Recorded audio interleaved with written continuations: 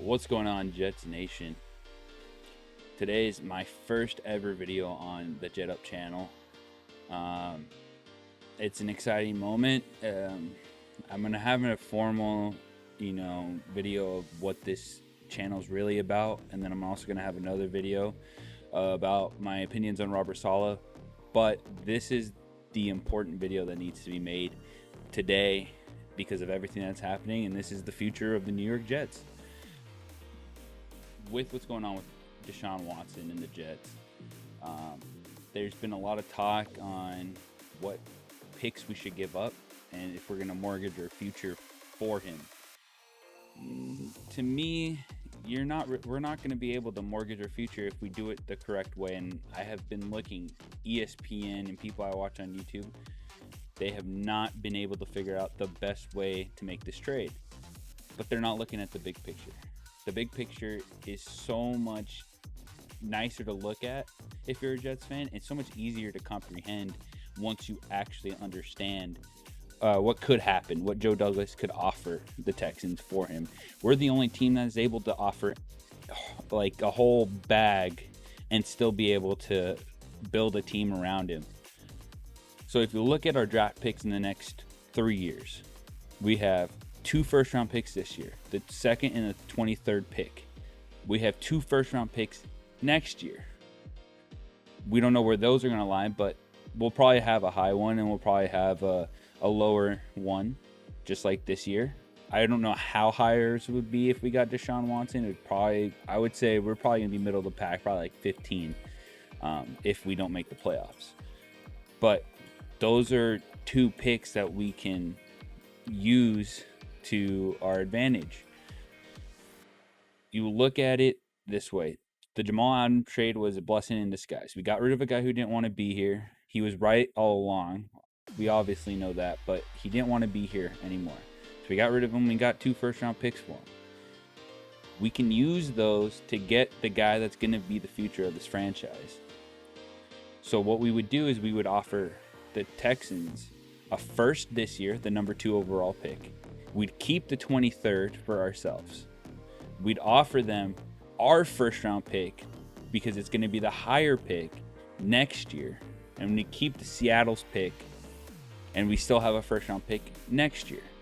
Then all we would have to do is give up a first-round pick in 2023, which would mean we would only lose 1 first-round pick that would be ours, and means we wouldn't have a first-round pick in 2023, but we'd have it in 2021 and 2022. I would give up having 1 year without a first-round pick than giving up our year this year and probably one of the best drafts as far as look at receivers, running backs, tight ends are big. You got edge rushers. There's a lot of quality good edge rushers. There's good corners. We could get Patrick Surtain with the 23rd overall pick most likely. There's a lot of players out there we could get with a 23rd overall pick that we would be missing out on if we were to trade the first-round picks this year. So we would go and we would trade the second pick this year, our first-round pick next year, and our first-round pick in 2023. And then we would throw in a third-round pick this year because we have 2.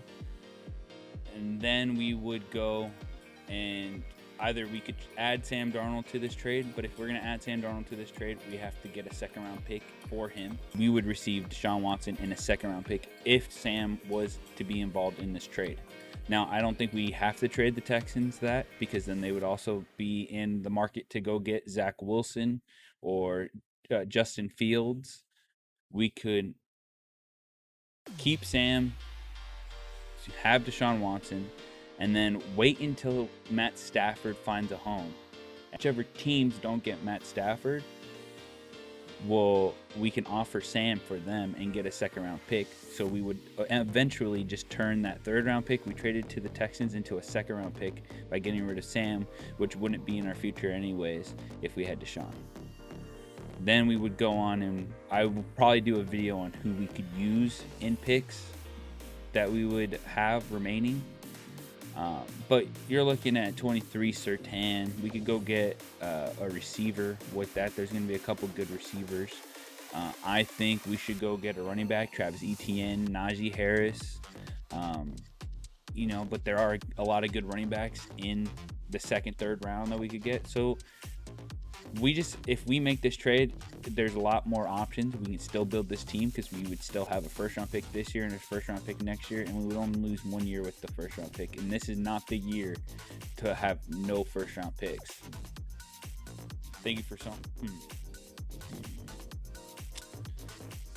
Thank you guys so much for tuning in. This is my first video. The Jets Up channel is going to be rocking with a lot of good content, hopefully. I'm just starting out, so it's going to look a little weird. I have a green screen effect on right now. Quality will be better eventually. Just stick with me. I'll be bringing up a lot of Jets news, a lot of NFL news, and it's going to be a fun time. Peace out, Jets Nation.